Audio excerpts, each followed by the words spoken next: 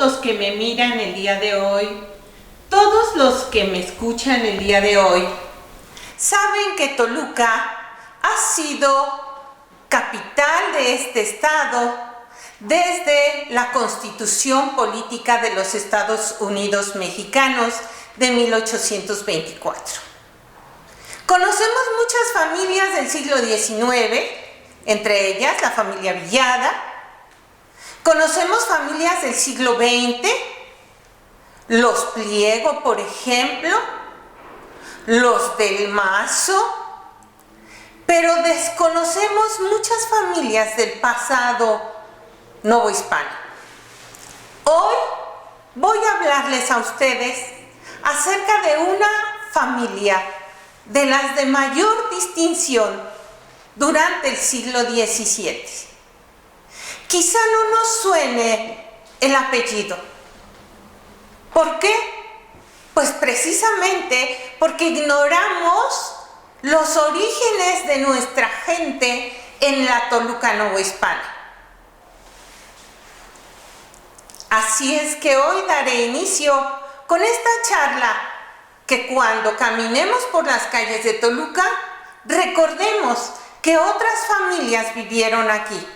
Unas familias que hicieron próspera a la ciudad de Toluca.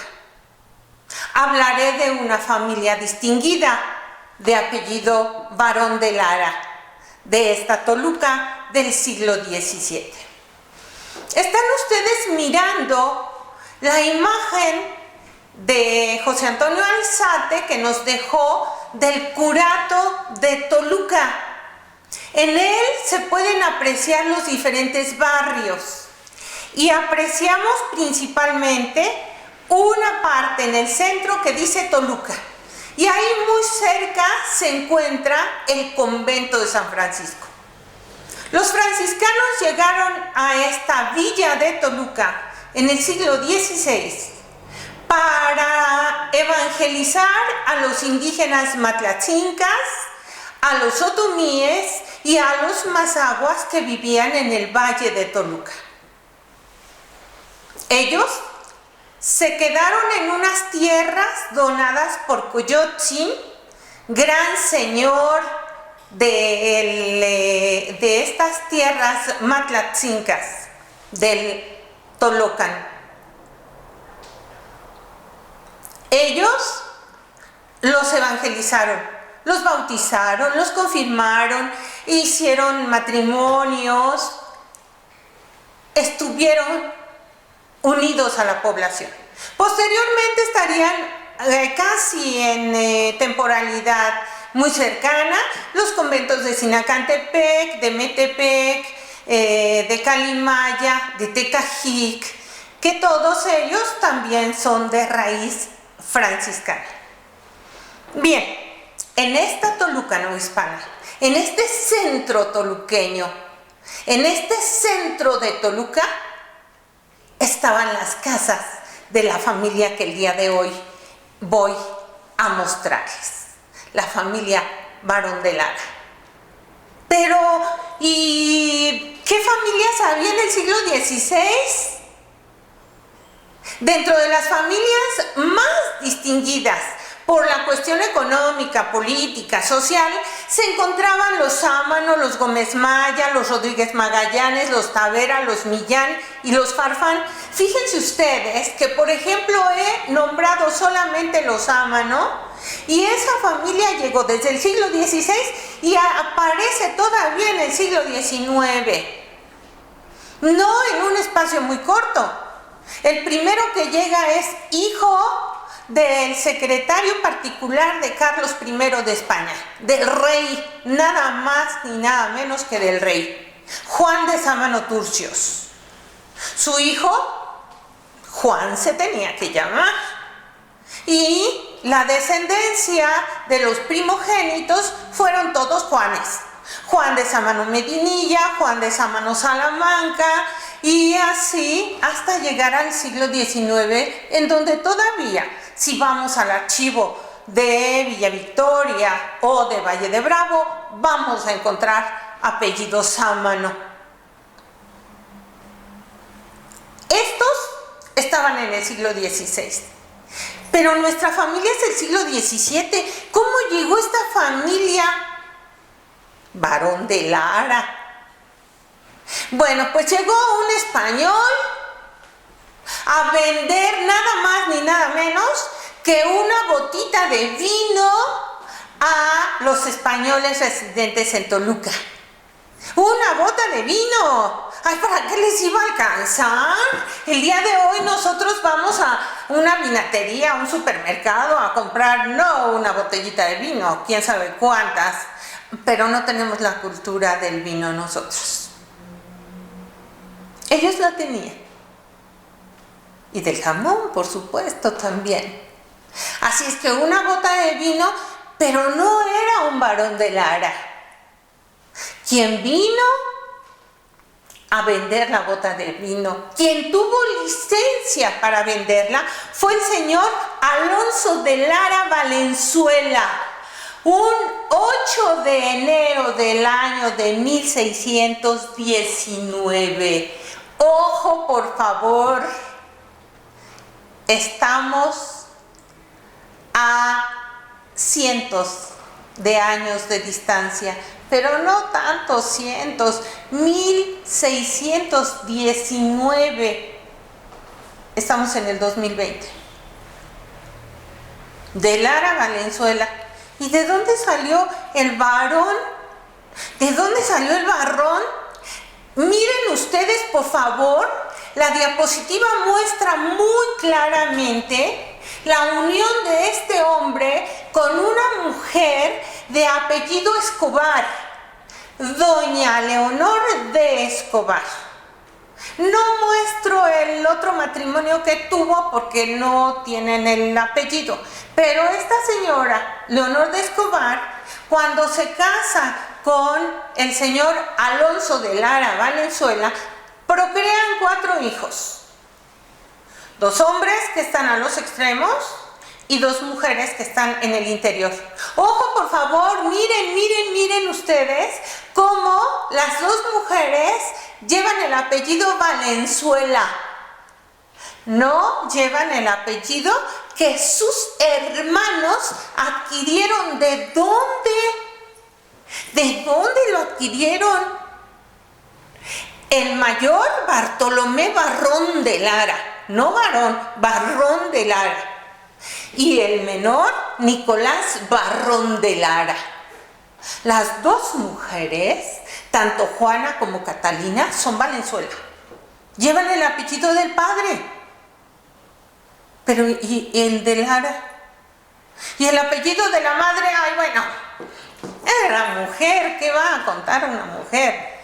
Hay una nota en el último de los hijos, en el más pequeño. Esa nota dice síndico del convento. Ya esto nos está marcando una parte muy importante. Síndico del convento, tenía un cargo, era fraile y tenía un cargo dentro del convento de San Francisco. No es cualquier cosa. Vino a vender una bota de vino y sucede que ya su hijo tiene un cargo en el poderío de la iglesia. ¿Cómo se consagra la familia? Se consagra no en términos religiosos, sino cómo logra tener la importancia que tiene. ¿Cómo logra llegar a ser una familia distinguida? ¿Cómo logra tener esas casas que los documentos de archivo nos muestran? Casas con estrados. Es decir, el estrado era una especie de plataforma en donde se sentaba solamente la familia y abajo se sentaban los invitados.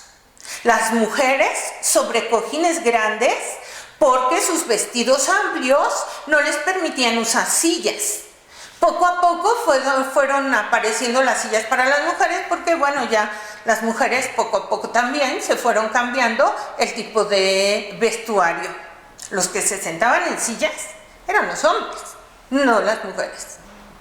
Bueno, pues esta distinción, esta relevancia que van a tener es por el contacto con otras familias. la familia Piña y Melo, la familia Díaz Melo, la familia Legazpi. En rojo está Martínez Luzardo. Eso va a ser muy importante y voy a decir dentro de un momento por qué. Los Navarrete, los Ortiz Galdós y otros más. Pero ¿en qué radica la importancia de esta familia? La distinción social de esta familia, la trascendencia que tuvo para que llegue a nuestros días. Bueno, llegó porque nosotros lo encontramos, porque somos unas curiosas de los archivos, porque los archivos son una parte de nuestra vida y estamos metidas ahí. ¿Por qué digo metidas y no digo metida? Porque esta investigación está hecha por 3 mujeres. La maestra María Elena Briviesca Sumano, la maestra Teresa de Jesús Corral González y una servidora, Georgina Flores García. Las 3 nos encontramos a la familia. Las 3 le dimos vida de nuevo a la familia. Le pedimos permiso para que el mundo la conozca, para que sepa qué importantes fueron para Toluca. Mercaderes, dueños de haciendas, dueños de minas, dueños de panaderías, dueños de tocinerías, dueños de cererías. ¡Qué importante fue en tantas cosas! Y vino a vender una bota de vino. Y ya de pronto es dueño de tantas cosas. No él, sus hijos, sus nietos. Sus nietos, qué importantes van a ser. Una generación de importancia económica, política y social. En la agricultura, grandes haciendas cerealeras, entre ellas de trigo. Van a estar involucrados en la crisis del trigo del final del siglo XVII. Involucrados ahí. De maíz, muy importante el maíz. ¿Para quiénes? Para los cerdos. Los cerdos están en el siguiente rubro de ganadería. Necesitaban vacas porque había que comer carne. Necesitaban ovejas porque necesitaban la lana para los obrajes. Bueno, aparte de la otra lana, ¿verdad? Necesitaban también a los cerdos. ¿Por qué? Porque lo dije al inicio. Para los españoles, los jamones, los tocinos, los chorizos, las morcillas son lo más delicioso. Entonces vendían y tenían haciendas y estancias de ganado, ganado menor y ganado mayor. ¿De dónde salía la cera? Tenían tiendas de cerería y eran maestros en cerería. O sea, no eran cualquier cosa. Y en el comercio, por supuesto, tenían sus charcuterías, tenían sus tiendas, diríamos hoy, en donde vendían el jamón serrano, los chorizos, las morcillas, que era lo más delicioso para ellos. Tenían sus panaderías en donde no me voy a meter ahí porque la maestra Teresa de Jesús Corral González va a hablar precisamente de la importancia del pan que tuvo esta familia con ellos. Y van a descubrir ustedes ahí que consumimos cosas que estas personas las introdujeron. Pero no los reconocemos. ¿Por qué? Porque nadie nos los ha enseñado, porque nuestra historia está apenas escribiéndose.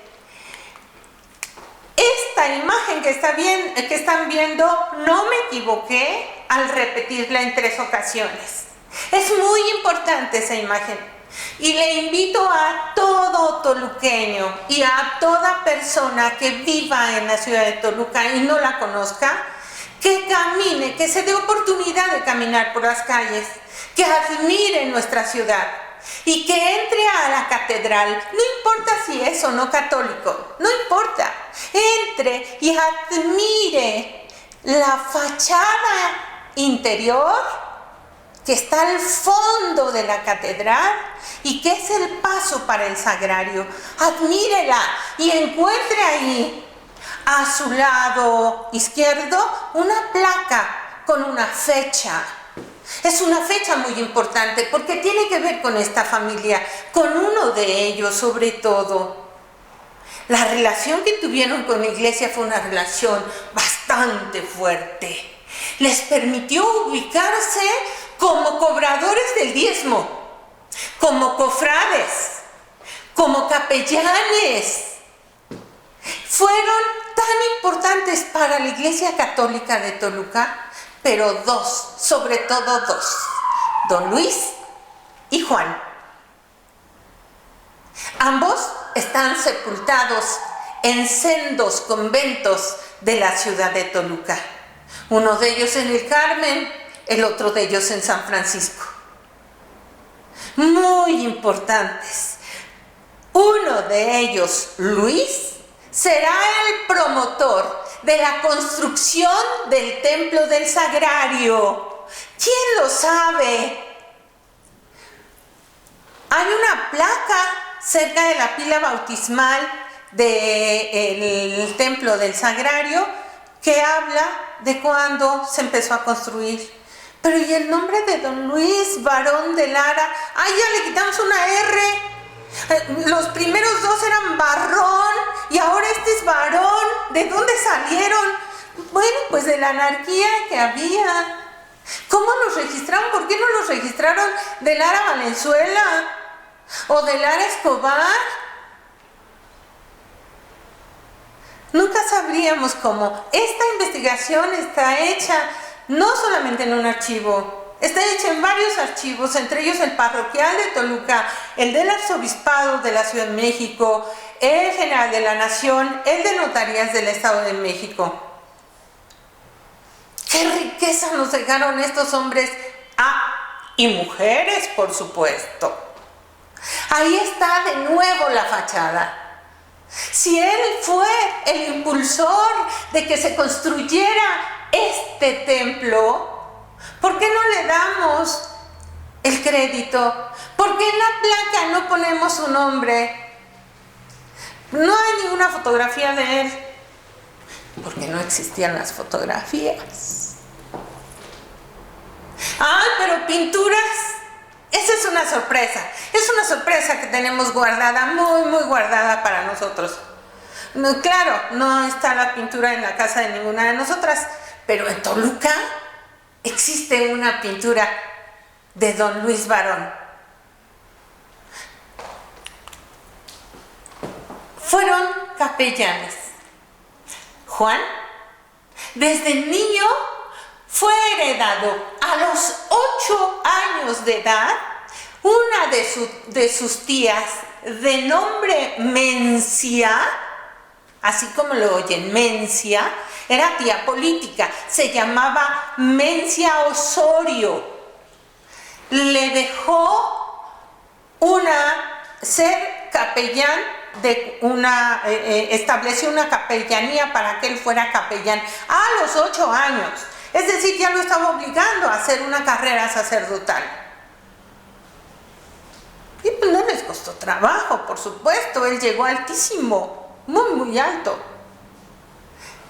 La señora dejó muy claro en su testamento que podía dar misa en cualquier capilla, que podía ser la capilla de la casa de la señora, o bien podía ser un altar, cualquier altar, o cualquier capilla. ¡Qué poder tan grande! ¡Qué poder tan enorme! El cargo, por supuesto, tenía dinero. Se dejaba dinero para la capellanía, para que él cada año tuviera su dinerito. La familia fue partícipe del clero, no solamente a nivel Valle de Toluca, sino también a nivel regional. Llegó hasta Xalatlaco la importancia de esta familia en términos religiosos. Fue nombrado Juan juez eclesiástico. Él podía ir y ver cuáles eran los delitos que cometía la gente en términos de la religión y podía decir cuáles iban a ser las sanciones que tendría. Pero qué importante es lo segundo que estoy marcando en esa diapositiva. En Sinacantepec, el Señor fue llamado para que le rindieran cuentas los mayordomos acerca de la fiesta patronal que cada año se hace el día de San Miguel, el 29 de septiembre.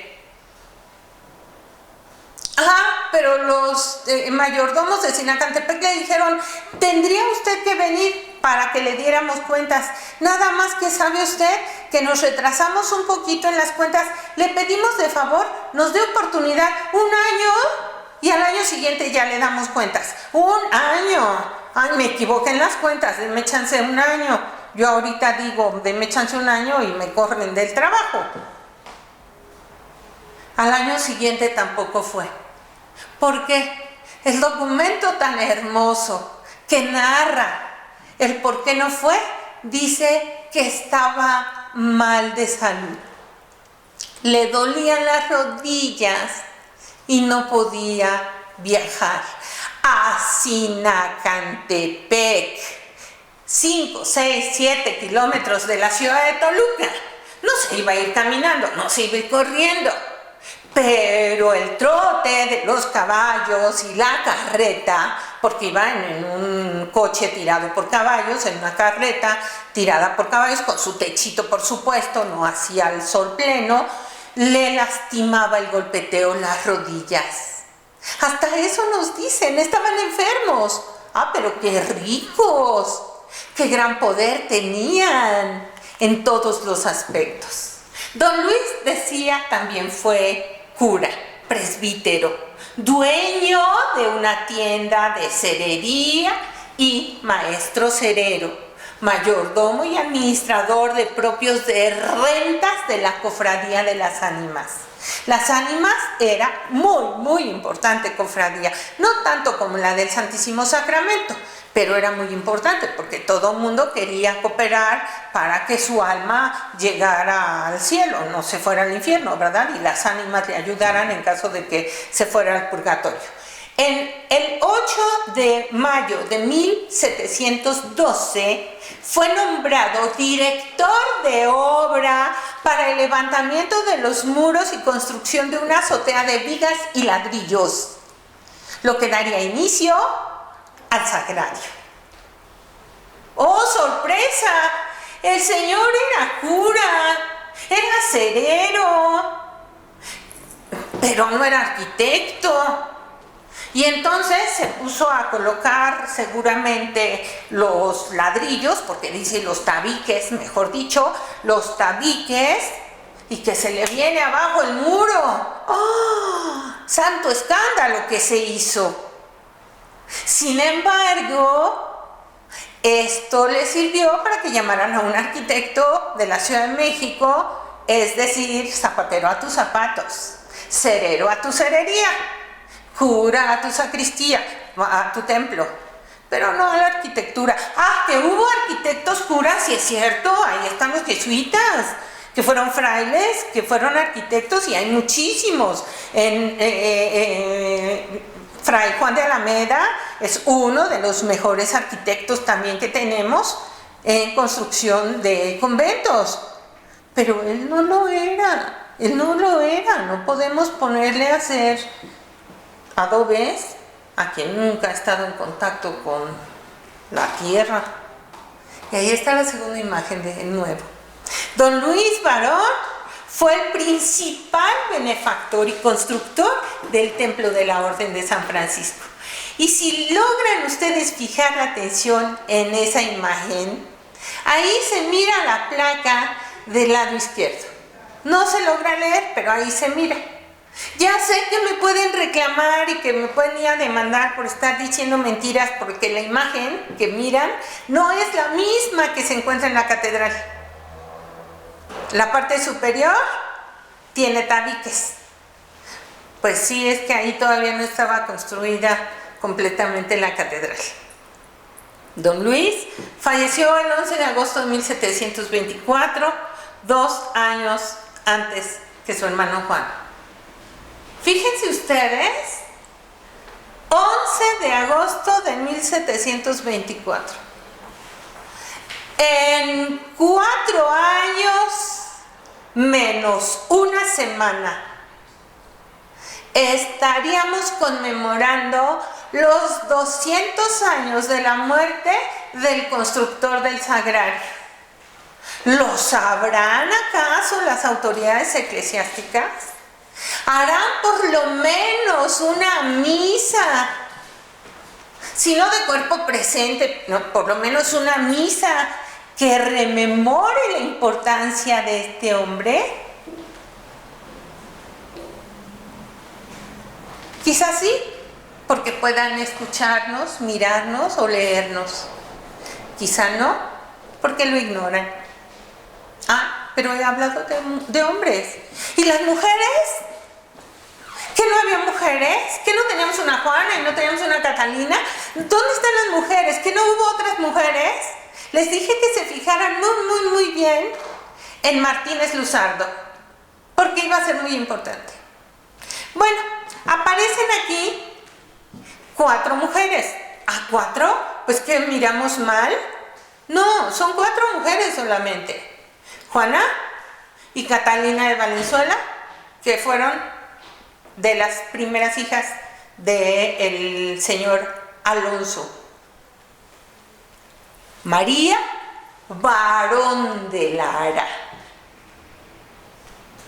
Y después aparece Leonor. Son 4. Pero Leonor debió haber sido una mujer fuera de su tiempo. Una mujer que hizo lo que se le vino en gana con su apellido. ¿Y quién le dijo que debería, qué autoridad civil, religiosa o criminal le exigió que fuera solamente un apellido? No se podía estar cambiando el apellido cada rato, según las circunstancias, según las condiciones, según qué. Leonor va a ser una mujer que se denomina Barón de Lara. Leonor de Escobar, Leonor Barón de Lara, Leonor de Escobar, Barón de Lara. 4 apellidos. ¿Qué cambia? Pero es la única que reconoce el apellido de la abuela. Es la única. Leonor de Escobar. Lo rescata, es decir, está rescatando a otra mujer. ¿Cuántas mujeres de Toluca habremos hecho algo por nuestra misma genealogía, reconociendo a las mujeres, honrando a las mujeres de nuestra familia? A mi abuela, a mi bisabuela, ¿qué hicieron ellas? Reconocerla a través de algo. Ella la reconoce a través del apellido. Ninguno de los otros se pone Escobar. Ahí está ella. Y es una mujer. Es una mujer. ¿Por qué dije que tenía relación con Martínez Luzardo?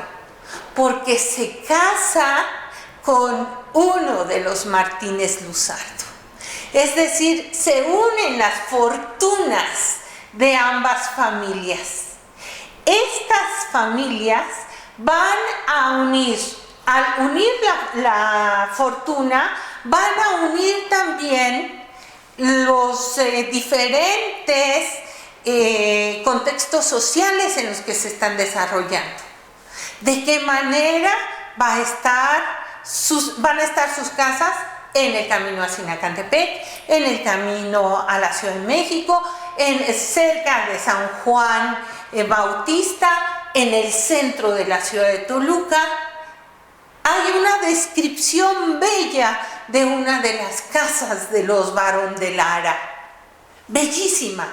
2 pisos, con balcones y un balcón al centro. Solamente las familias de distinción social tenían los balcones con uno al centro, que era el principal, en el primer cuadro de la ciudad.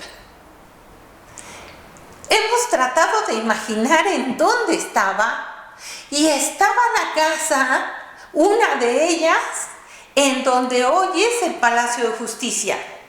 que anteriormente fue el Palacio de Gobierno estatal.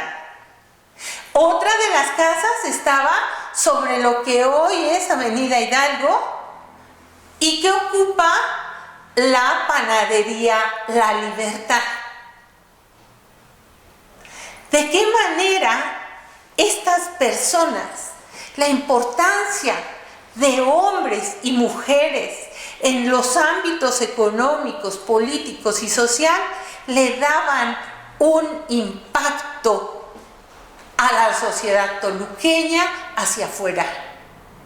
¿Cómo hacían que el resto de la Ciudad de México, Michoacán, Morelia, Zacatecas, Querétaro, tuvieran conocimiento acerca de esto que ocurría allí?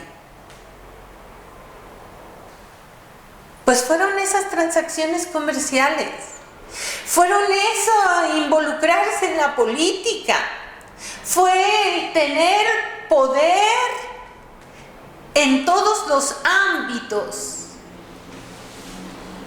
Pero lleguemos al final y pensemos, los Barón de Lara ejercieron un poder amplio en diferentes comunidades y en diferentes temporalidades.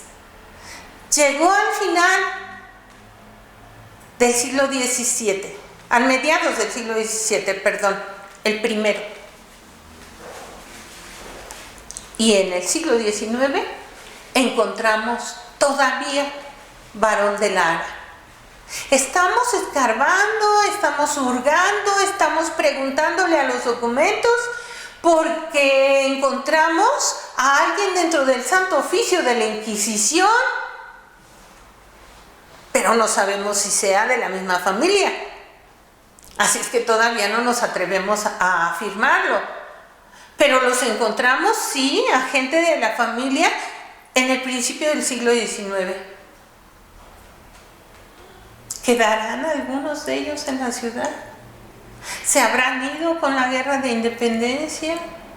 ¿Habrán salido con la expulsión de los españoles? Bueno, pues no, españoles puros ya no eran. El español puro era el padre y era la madre, nada más. Los otros fueron criollos y no sabemos si hubo por ahí algún mestizo. La importancia de esta familia se liga a otros lazos familiares desde el inicio, desde antes de que tuvieran las grandes riquezas, desde antes. Una persona que es inteligente y que tiene una visión de quiénes son las familias de importancia, antes de que ellos amasaran su poderío. Esta familia